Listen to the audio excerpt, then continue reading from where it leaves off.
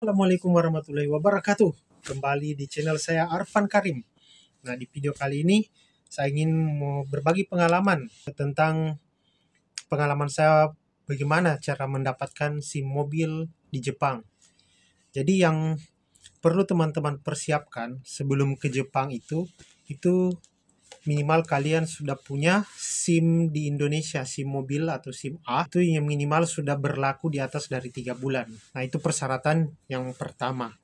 Kemudian yang kedua, persyaratan kedua yang perlu kalian persiapkan dari Indonesia itu adalah ini, statement letter. Nah, jadi ini yang harus kalian persiapkan sebelum datang ke Jepang. Statement letter ini nanti yang keluarkan di Polres tempat teman-teman tinggal. Kalau saya dari Sulawesi Tengah, itu saya keluarkan di Polres Kota Palu. Nah, kemudian yang ketiga yang teman-teman persiapkan lagi itu adalah paspor kalian nanti. Yang perlu dibawa ke kantor polisi Jepang ketika ingin melakukan pengambilan SIM di Jepang.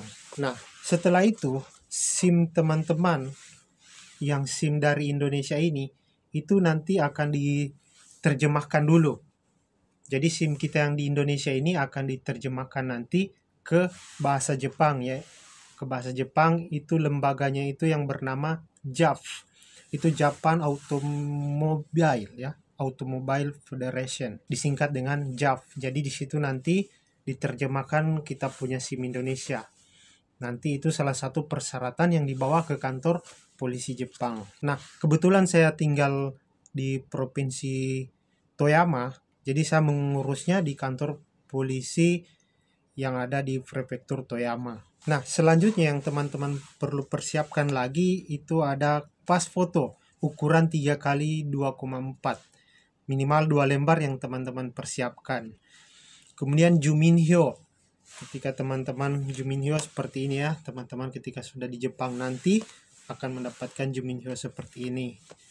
Kemudian KTP Jepang, Zario Card, ini yang perlu teman-teman bawa ke kantor polisi juga nanti pada saat mengurus SIM. Nah, seperti ini SIM-nya guys. Nih, ini SIM mobil saya.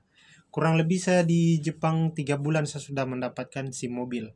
Dan alhamdulillah sekali tes ujian itu langsung lulus. Di situ salah satu kesyukurannya kita. Nah, jadi itu tadi persyaratan berkas-berkas yang teman-teman perlu persiapkan, terutama yang dari Indonesia ya. Jadi jangan sampai ada yang ketinggalan ketika ke Jepang.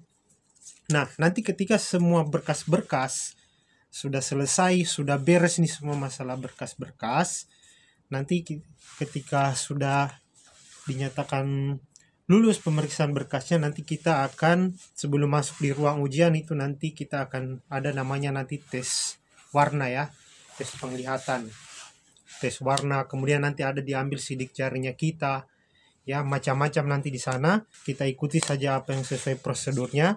Nah, nanti selesai semua prosedurnya, persyaratannya semua, sebelum masuk di ujian praktik nanti kita ada ujian tertulis. Nah, jadi ada ujian tertulis di situ berbagai macam yang diujikan, tetapi teman-teman tidak usah khawatir. Itu pasti teman-teman bisa. Yang penting gambate saja karena khotbahnya juga tidak terlalu susah. Saya yakin teman-teman semua bisa. Yang penting ada keinginan untuk belajar, semua pasti bisa. Nah, nanti ketika sudah dinyatakan lulus ujian tertulisnya, baru bisa lanjut ke ujian prakteknya. Jadi seperti itu model prosedurnya nanti teman-teman. Nah, kalau ketika teman-teman tidak lulus ujian tertulisnya, maka tidak bisa lanjut ke ujian prakteknya. Nah, bagaimana pada saat teman-teman tidak lulus ujian tertulis, nanti bisa dijadwalkan lagi untuk ujian tertulisnya. Nah, nanti dijadwalkan. Kalau nanti sampai teman-teman bisa lulus ujian tertulisnya, baru bisa lanjut ke ujian prakteknya.